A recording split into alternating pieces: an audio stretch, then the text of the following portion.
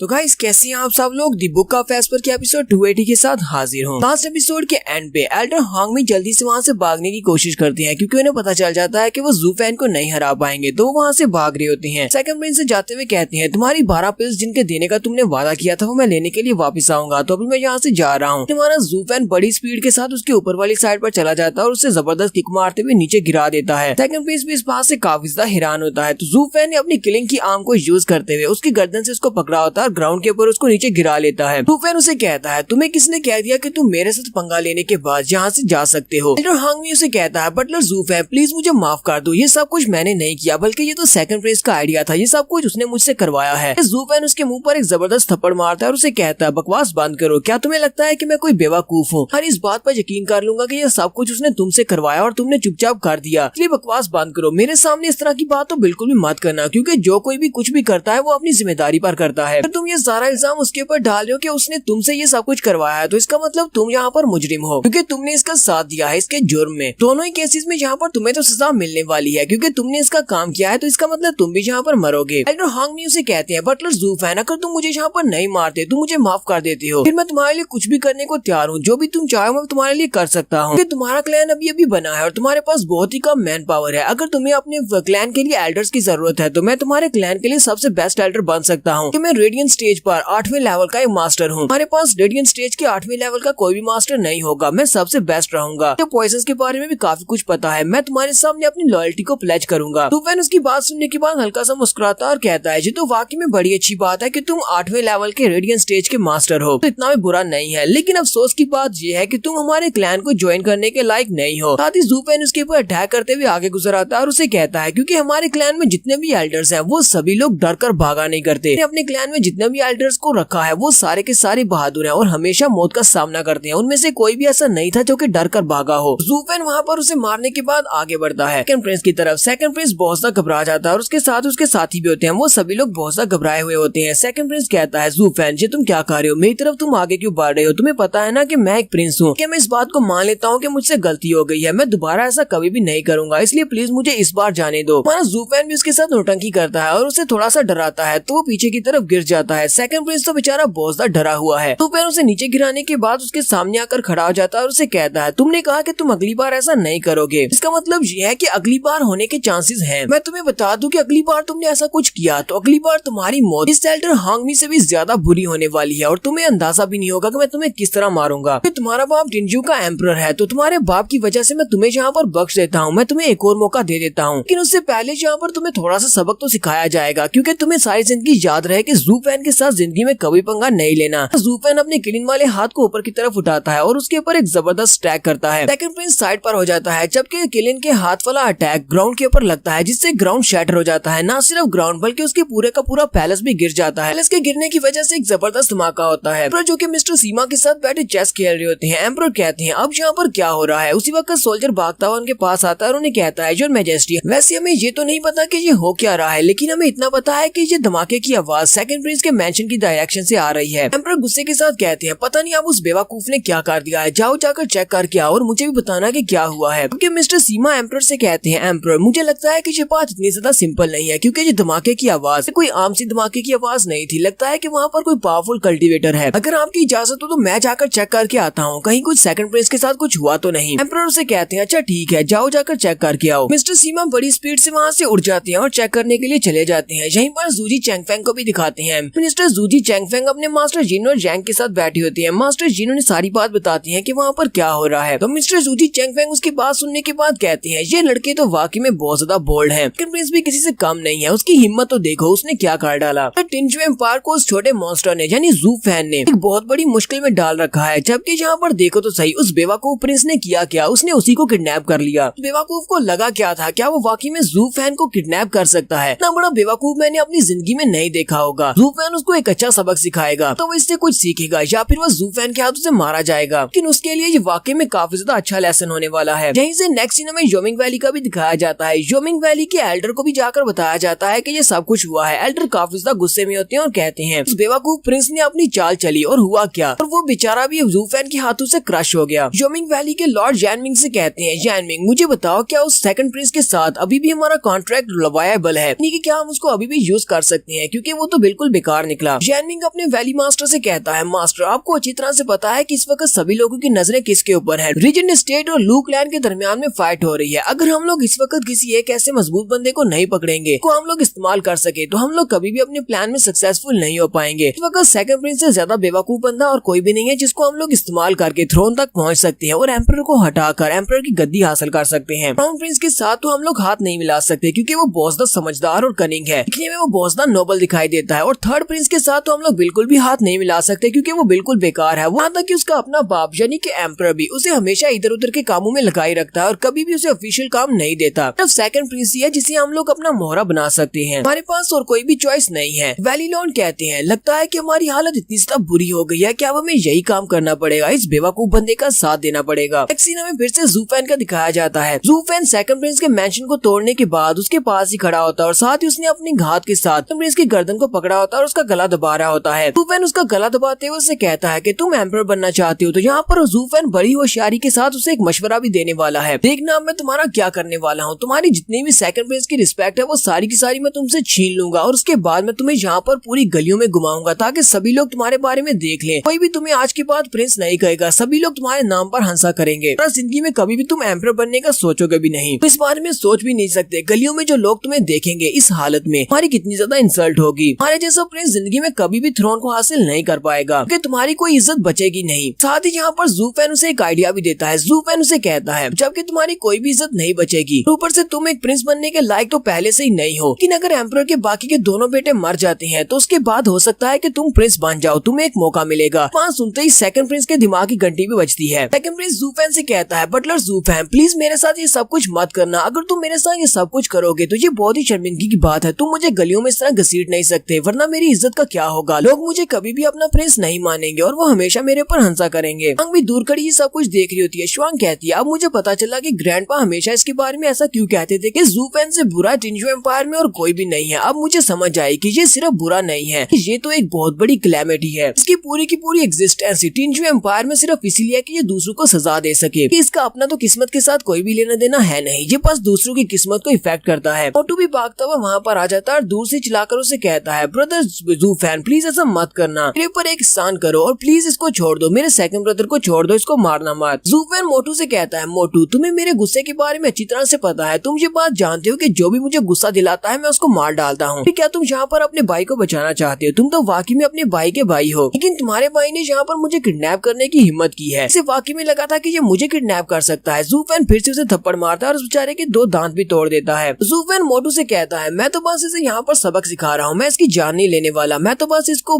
बांध कर उसके बाद पूरी गलियों में घसीटने वाला हूँ टिंजू एम्पायर की, ताकि सभी लोग इसको देख सके और उन्हें पता चले कि ज़ूफेन के साथ पंगा लेना कितना ज्यादा खतरनाक साबित हो सकता है किसी के लिए भी, और दोबारा कोई भी ऐसा कभी नहीं करेगा। मोटू ज़ूफेन से कहता है, ब्रदर ज़ूफेन तुमने बिल्कुल ठीक कहा, ये दुनिया भरी पड़ी है इस तरह के पागल बेवकूफ और कमीने लोगों से, लेकिन ये मेरा बड़ा भाई है, प्लीज इसको छोड़ दो। प्रिंसेस जोंगनिंग भी वहीं पर होती है। प्रिंसेस जोंगनिंग ज़ूफेन से कहती है, यहाँ पर मेरे ब्रदर की ये हालत कर दी, जरा देखो तो तुमने उसका कितना बुरा हाल किया और ऊपर से तुमने उसके पूरे पैलेस को भी गिरा दिया, तुमने उसका पैलेस तबाह कर दिया। तुम्हें नहीं लगता कि तुम्हारा बदला यहाँ पर पूरा हो चुका है और तुम्हें कितना ज्यादा बदला लेना है? कि मोटू अपनी बहन की तरफ देखकर सोच रहा होता है, ज़ूफेन को सिर्फ 1-2 बार देखा है, जबकि अपने सेकंड ब्रदर को के साथ ये बचपन से है, लेकिन अपने सेकंड ब्रदर की साइड लेने की बजाय ये ज़ूफेन से कह रही है कि उसने इससे अपना बदला ले लिया है कि इससे अपनी फैमिली की जरा भी परवाह नहीं है। ये कहते हैं जब किसी लड़की को प्यार हो जाता है तब वो अपनी फैमिली की परवाह नहीं करती बल्कि उसी की परवाह करती है जिससे वो प्यार करती है। तो यहाँ पर एपिसोड 280 का एंड होता है। एपिसोड की एक्सप्लेनेशन अच्छी लगी हो तो कमेंट करके जरूर बताइएगा। चैनल को सब्सक्राइब कर दे, वीडियो को लाइक और शेयर कर दे। शुक्रिया।